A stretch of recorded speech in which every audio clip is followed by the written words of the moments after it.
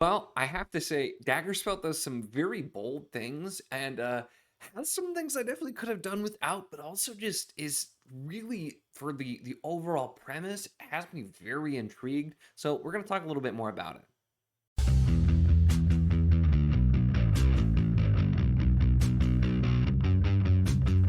Hello and welcome to my channel. In this video, we're going to be talking about Daggerspell by Katherine Kerr. This is the first book in the Devery series, and I've mixed this up because there's Catherine Kurtz has Deryni. This is Katherine Kerr with Devery, and this is something that's quite different. The sort of base thing here and the idea is that there's the Dweomer is like magic. It's like people who use it as well as like the magic itself is the Dweomer.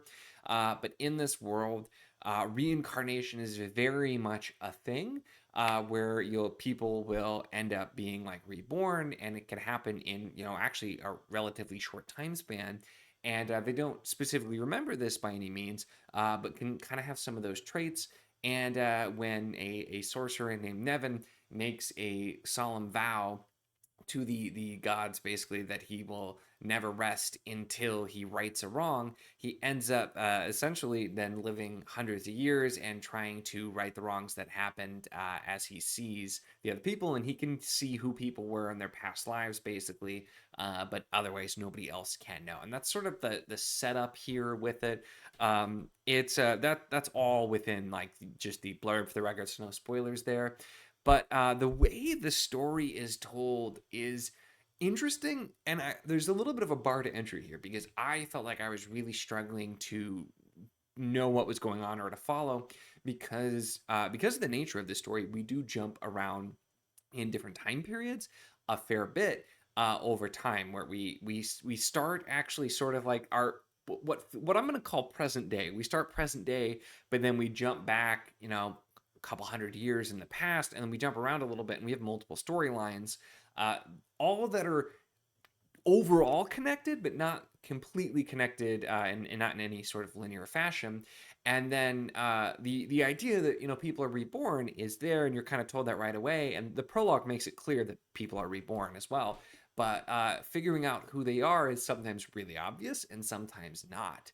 And overall, just the idea this story like I've read multi-generational stories, and I've read Wheel of Time, for example, does deal with people kind of being reborn, but this is looking at it in a much more like specific and literal way, having to do with the story that I have seen. And overall, just that premise I find fascinating, and seeing as well too the character who Nevin is the one who's definitely pictured on this particular version of the cover. I don't know how well you can see that here. Camera always gets weird with focus, but there are alternate versions as well. But the setup here with the magic, and this feels like it has like a Welsh feel to with some of the words and some of the lore here as well. Like we have sort of like men and elves, and then you have the wild folk who are like gnomes and other things who most people can't see, and that type of thing. But um, generally, this character who is trying to figure out what to do and waiting and watching and trying to find the reborn versions of the people that were involved, and the different way that the dynamics change between the different iterations. And we see multiple iterations of some of these characters in different time periods, and it's really interesting too because the people aren't inherently all of the same. Like it's the same person that's sort of reborn, but in some iterations they might be terrible and they might not be terrible. And the way that it weaves in, I found really interesting. Now I do have to talk about the big thing because the big thing that happens pretty early on in this story, which was just felt like it didn't really serve a purpose at the time, but actually is sort of the impetus to really kick off this whole thing. So this is maybe technically a little bit of a spoiler warning, but it's also it's sort of a basic thing here too. So if you want to know nothing about this, then skip past. I'll probably end up talking a little bit of spoilers later anyway, but this will be quick. But pretty early on, and in the earliest time period, there are two characters who have this like weird incestuous relationship that sort of happens. They both think that they're going to die, and then that kind of happens, and uh, it's not particularly graphic, like nowhere near as graphic as like what you get in A Song of Ice and Fire, for example, with it. But it's this weird situation, and that relationship and what results from it is the impetus, basically, of the things that were the wrong the sorcerer is trying to fix. Um, because that situation ends very poorly and tragically. Not much of a surprise, but it was just gross. And I feel like there feels like there could have been a different way to have those things happen, I guess, but I'm not entirely sure why specifically that was included. But it's definitely makes for this weird thing. And kind of, I guess, when you think about it too, is well, these people are brother sister here, but in other lives maybe they weren't, and so you have sort of those ideas, but it's there. Definitely was reading it, I'm just like, oh gosh. And I had some warning that there was a, something that happened early on with it, and so I kind of knew to expect it, so I feel like it's good that you maybe know to expect it too. But despite that, I was mostly like that. The storyline there, I was less interested in. I liked them kind of the more the. I keep wanting to say current, but I don't know that it's current because you jump around so much. But the most recent storyline I like the most, but it does all kind of weave together, and you really see some of the shades of where these things are going the further that you get in. And so overall, I was really impressed with the premise of this one. I do want to talk a little bit more though about the idea here of the like being reborn. So I'm going to get into a little bit spoiler territory with kind of seeing who some characters are, because I want to talk about it a little bit because it was unexpected for me. So I'll put a timestamp here, and you could skip past if you do not want spoilers. But here we go with spoilers. So we start with our characters, and I actually the names are a little bit harder, and the timelines. I actually took notes. I'm not usually a note taker, but I noted this doesn't have chapters either. Each section is like, here's where you are and the year. Um, so we technically we start with a character, Jill. And her mother dies, and then her father Colin comes in, and so that's kind of, we start with them. That's our like more so current timeline. Then the whole part I was talking about before, of course, goes back with Garant, and Brangwen are the characters there. And as well as that's where we have Galrion when he becomes Nevin, the sorcerer. Nevin meaning no one. So yeah. But that's the older timeline.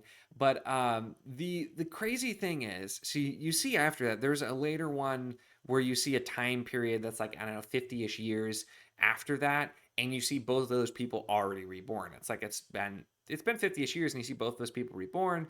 And it kind of sets up with the new Brangman. I didn't write down those names. I can't remember what they were, because that was more of a just an aside. But you see the new Brangman, who's kind of just like wishing that she could have a different life, because she feels like as a woman she doesn't have that many options. And you see the new Garion, who is like almost even worse, and like this mean, spiteful, kind of evil, seeming like impish character.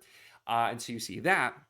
But then the big thing that I thought was I didn't really see coming, and I was kind of wondering, because I was trying to figure out, once I figured out what we're doing, I was trying to figure out who's who. It becomes very obvious that Brangwen is Jill, and that's, based on the way that the prologue happens, that makes it really evident to begin with. So you know that, and you know who Nevin is, but trying to figure out who Gariant was. You're introduced to Rodri, who seems like he's going to be kind of a main character through the whole series as well. But you're introduced to him, and I'm thinking, like, is this him? But it didn't seem to fit. And then it becomes pretty evident later that it's not.